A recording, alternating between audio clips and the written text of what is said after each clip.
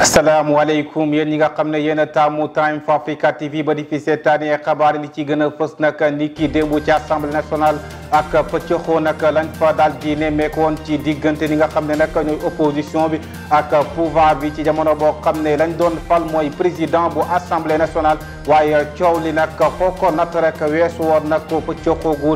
doy waar lañ fa daal di nemmeeku woon li nga xam ne nag mooy màggal bu Touba li nga xam ne nag moo ci des mooy ñaari fan rek ngir ñu daal di ko amal ki nga xam ne nag mooy Serigne Bass Abdou Khadre Mbacké moom nag jamono ji nee na lépp yomb na ngir ñu amal màggal gu Khadimul Moustapha Cheikh Ahmadou Bamba nga xam ne nag mooy Cheikh Oumar Diagne kii di activiste bi di Abdou Karim Gueye ñoom ñii nag dañ leen di desandi fële ca garde à vue ca prison ba li ko waral nag mooy jamono ji nga xam ne kii di imam Alioune Badara Ndao dafa génn àdduna dana jëloon ay tuuma ngàll ko ci kaw état bi loolee nag ñu daal di ko naqaru tax ñu daal di leen te xabaar yi bitim réew tàggat yaram mooy ndar képp bi la jotaay léegi ñu daal di yaatal.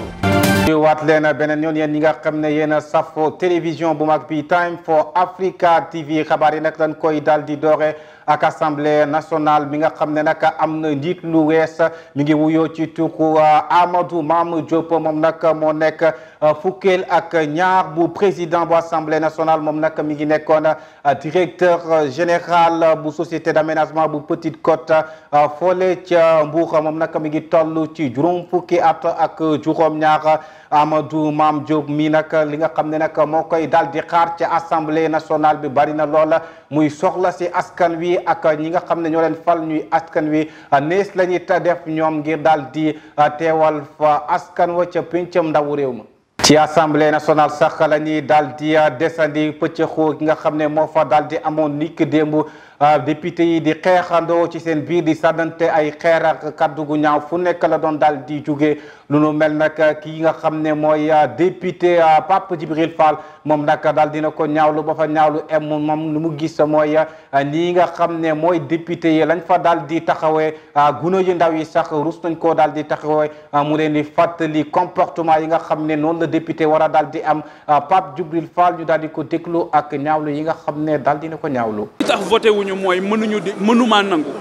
c'est-à-dire que li rafetul mooy en 2022 ñuy voté yu ñuy escorté loolu moo rafetul li rafetul mooy xëccoo beeg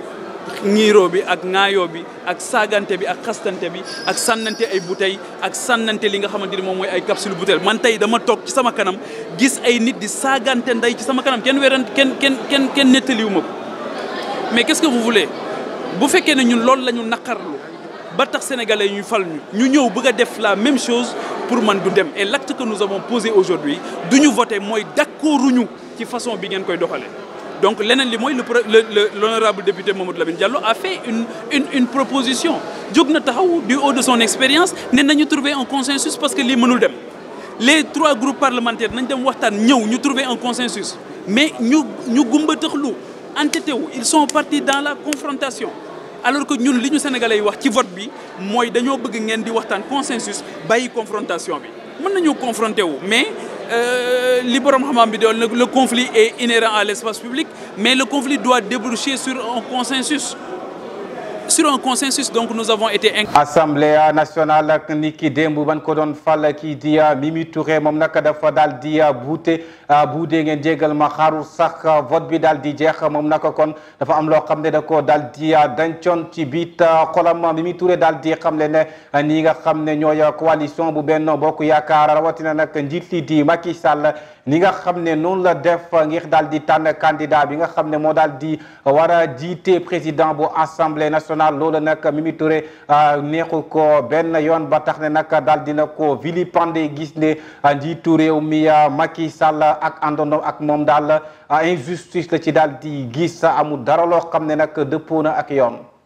Aminata Touré moom nag ni nga xam ne moom lañ daal di tànne njiit bu assemblée nationale moom nag dafa daal di critiqué ki nga xam ne mooy njiitu réew mi Macky Sall ci candidat boole nga xam ne daal dina ko tànn moom nag mu daal di gis ne critères yi teguñ ko ci ay critères politique rawatina nag ci ay engagement militant waaye dañ ko teg ci ay critères familiaux loole nag la daal di ñaawlu moom nag gannaaw bu mu defee ab sortie daal di wax loole lan lañ ci mën a daal di jàngat analyste politique bii di Mamadou Sy Albert daal di nañu ko faram-fàcceel ñu daal di ko teewlu. waaw fu mu toll nii moom mën nañu wax ni que Aminata Touré lu ko dal bett na ko mu ngi doon xaar mu nekk présidente de l'Assemblée nationale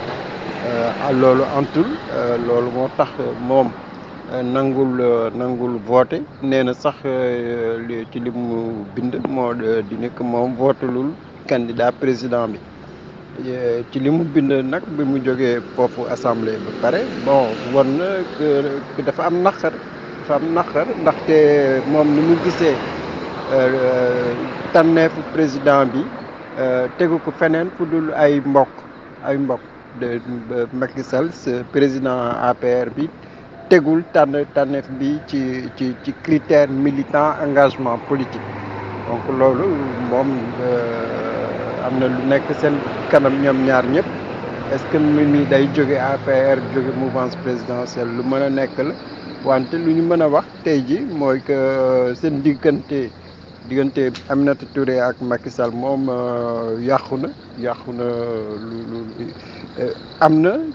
nag ñeneen frustration yu am parce que loolu moom mu ngi xaw a yàgg ci APR élection locale yi frustration moo taxoon ñu am liste parallèle législative am na ñu sanctionné léegi assemblée bi Mimi Touré sanctionné lañ ko mais lu wóor ba wóor am na ay militants yi nga xam ne ñu ngi ànd ak Aminata Touré ba léegi c'est des frustrés am na yeneen frustrés donc loolu xeexu problème APR moom jeexagul day door APR mu ngi dem ci ay jafe-jafe yu rëy mooy ci biir parti bi ci biir assemblée bi jeexatal nguuru Macky Sall ay problème moo nekk seen kanam bon loolu nag mënuñ ci wax dara ñu ngi xaar mi fan la nar a teg tànkam Macky Sall lan la ko nar a tontu loolu est-ce que mu ngi suñu kanam. jërëjëf Mamadou Sy Albert ci yoole leeral ki nga xam ne nag mooy président bu Africa Jom Sant Alioune Tine moom nag dafa daal di ñaawlu présence su gendarme yi ci hémicycle ba moom nag mu daal di gis ne loolu nekkul lu rafet ci image du Sénégal moom sax ni mu ko daal di gisee sax mooy crise politique boo xam ne dafa daal di doy waar gis na tamit ne loolu recul démocratie la ci diwaanu Sénégal. Màggal bu Tuuba nag ñaari fan rek moo des ngir ñu daal di ko amal jamono di nag daanaka lépp yemb na dernier réglage yi li des rek mooy ñu daal di amal bis boobu nga xam ne ci la ñuy màggal Xaadimu Rasuul bu nu sukkandikoo ci nga xam ne mooy Cheikh Abdou Khadr Mbacké. ba ci jëkk mooy bokki boppam bi ndax ne nit lu mu baax say bokk duñ ko gis. ba ca des mooy doomi soxna yi neen doomi soxna yi luy am njàng ak xam-xam xam nañ ko kon lu tuuti xam-xam fenn ba ca des nag mooy ceddo yi ndax lii adduna am nañ ko ba noppi waaye Tuubaa itam suñ Tuubaa da leen defal loo xam ne faw nga xam ñi leen yàlla bindee wala kon doo mën a jaxasoo ñoom kon la Cheikh Mamadou Fadi daa wax naa ne yaara ñu fi bàyyi mooy xaj ak xajoo lu fi waay indiwaale ci tilim ñu xajal la ko ba mu set lu fi waay indiwaale ci ayib ñu xajoo la ko kon loolu ku nekku ci yaru Sëriñ Tuubaa wala nga xam ko ndax bu fekkente ne li ngay def Sëriñ Tuubaa tax nga du ko def doo ci tayal kon dañ koy sant bu baax ndax seere dafa baax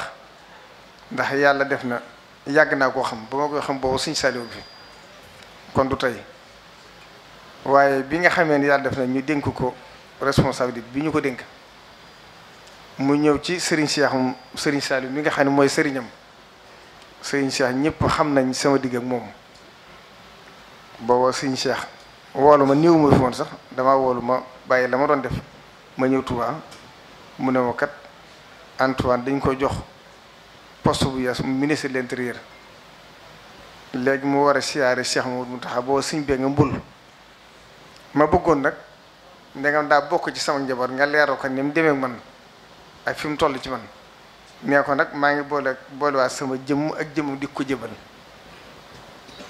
bu ma soñoon na nga yóbbul ma ko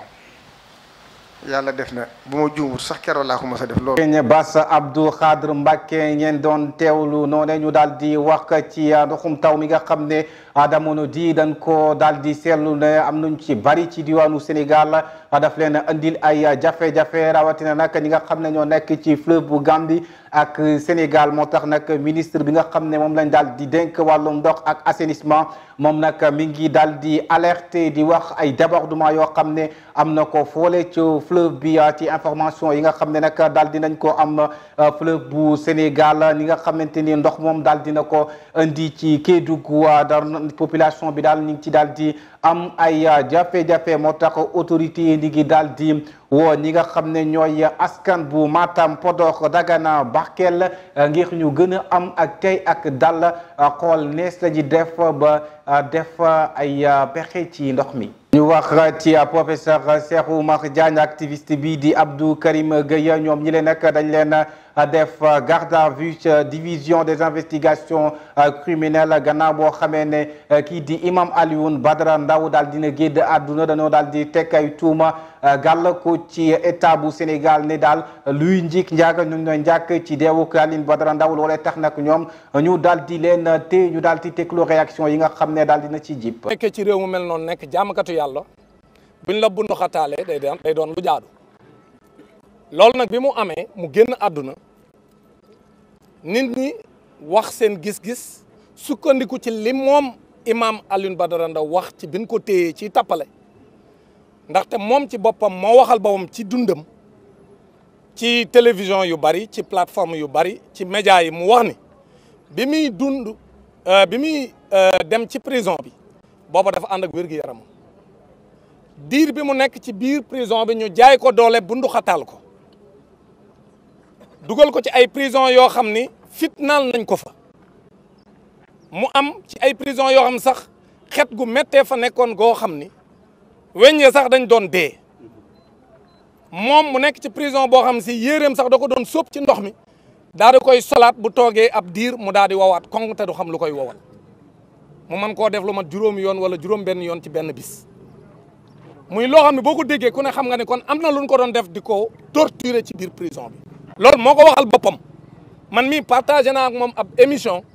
ca Walfadjri salon d'honneur mu waxal ko boppam moom imam Ndao ne dañ maa torturer ci biir prison bi ma génnee prison ak léegi yëg naa ci sama yaram feebar yoo xam ne aw ma ko woon avant may dugg ci biir prison bi mais Abdou Karim Gueye ak professeur Cheikh Oumar Diagne mais wax ñu leneen dul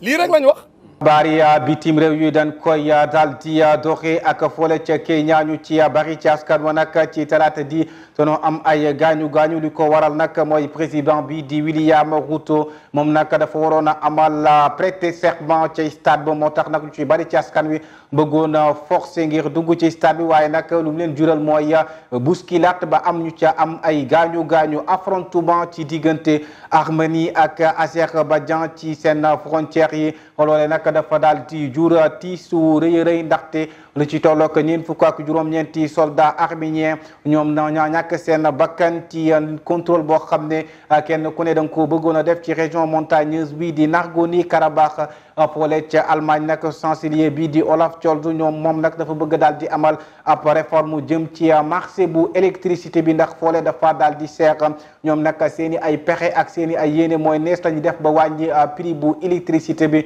xabaar yi bitim réew yaatal yi ak sunu naataango. xabaar yi bitim réew dañ koy daal di doxee ak foole ca Kenya lu ci bari ci ay doom aadama doonoo am ay gaañu ci talaat jile nag li ko waral mooy benn poule boo xam ne dañ doon essayer ngir forcer entrée wu stade bu Nairobi fa nga xamante ni fa le nouveau président Kenya William Ruto wala sax daal di prêter serment ñu ci bari maanaam ay téeméeri doomu aadama daal dañ doon bëgg a def mooy escalader grille yooyu nga xam ne moo daal di entourer stade bu Kasarani benn complexe boo xam ne mi ngi ko mën nañ koo xayma ci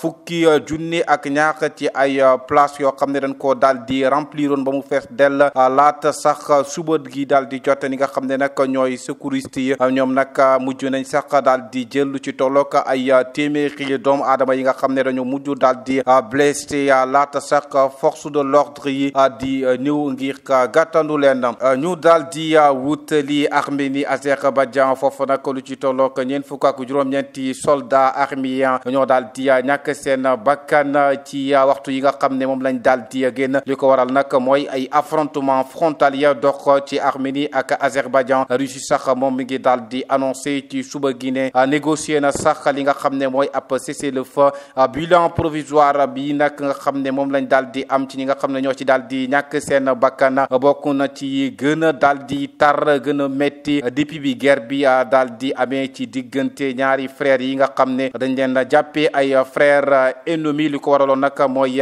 ci atum 2022 kenn ku ne ci ñoom da nga doon xool pour daal di contrôler région montagneuse bu Nagorno-Karabakh ñu daal di wax ci Allemagne ak nga xam ne nag mooy chancelier bu Allemagne moom nag daal dina annoncé ci talaata yi ne moom bëgg nañoo amal benn réforme ci marché électricité loolee nag danañ ko daal di appliqué ci hiver bi ci seen réew liñ ci jublu nag mooy nees lañuy def ngir daal di contribuer ba mën a wàññi li nga xam ne nag mooy njëkk li waaye tamit réduire profit yi nga xam ne moo dox ci yenn secteurs yi si bi nag mu tombanteeg jamono boo xam ne ñu ngi koy daal di waxtaanee fële ci Union européenne réforme bi nga xam ne nag Berlin daal dina ko bëgg dana ko proposer ci coordination ak Union européenne waaye loole nag bëgg nañ koo appliquer ci nu mu gën a gaawee ci hiver bi bu ñu sukkandikoo ci chancelier allemand bi di Olaf Scholz ci discours boo xam ne amal na ko ci kanamu ay chef d'entreprise allemand suñu sukkandikoo ci RFI lii lañ leen andiloon tey ci xabaar yi bitim réew yi. jërëjëf ci xabaar yi bitim réew yi nga xam ne daal di nga ñu ko jukkil ñu daal di ubbi beneen xët muy xëtu sport tirage au sort compétition IFOA zone A bi nga xam ne dañ koo daal di jagleel ñi nga xam ne nag amaguñu fukki at ak juróom-ñaar ñu ko doon amal li ki démb ca Nouakchott Kylian Mbappé moom nag dafa daal di ñëwaat ak doole gannaaw boo xam ne daal di signé nouveau contrat foofu ca PSG Ligue des champions ni ki tey ci ngoon nag mu am soirée de gala bi nga xam ne moom la ñuy amal ci deuxième journée phase bu groupe bi nga xam ne nag mooy xabaar yi tàggat yaram ñu daal di ànd ci ak le grand reporter de la Time for Africa TV di Lena Mbaye. tirage tournoi bu union des fédérations ouest africaines ci ñi amagul fukki at ak juróom-ñaar def nañu ko démb ca Mauritanie conception boobu ngir mën a qualifier ci coupe d'Afrique des nations wu catégorie boobu ñoo ngi ko fasal yéene jàpp foofu ca Nouakchott ci benn fan ba fukki fan ci weeru octobre bii di ñëw Sénégal nag moo ngi ci poule B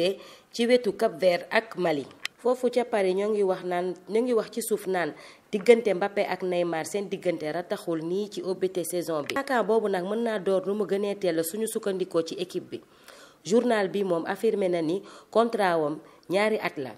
ñetteelu at bi renouvellement optionnel bi joueur bi kott moo ko mën a def. Bayern Barça ak dellu si kii di Robert ca Allianz Arena attaquant polonais bi wane na boppam ndax nekk na meilleur buteur Liga. am juróom benn réalisation ci juróomi rencontre Europe Lewis dugal na 3 ball ci journée Ligue des champions pour njëkk ci kanamu Czech Plzen. jërëjëf Leena ci xabaar yi tàggat yaram yi nga xam ne tey daal di nga ñu ko andil ñu ngi lay gërëm di la sant xabaar yi tàggat yaram yi sax moo yëkkati jotaay bi di leen jox dig daje ci beneen jotaayu xabaar ci télévision bu mag bi Time for Africa TV télé bi nga xam ne mooy wax ak ñun di wax ak yéen seen mbégte sunu bànneex.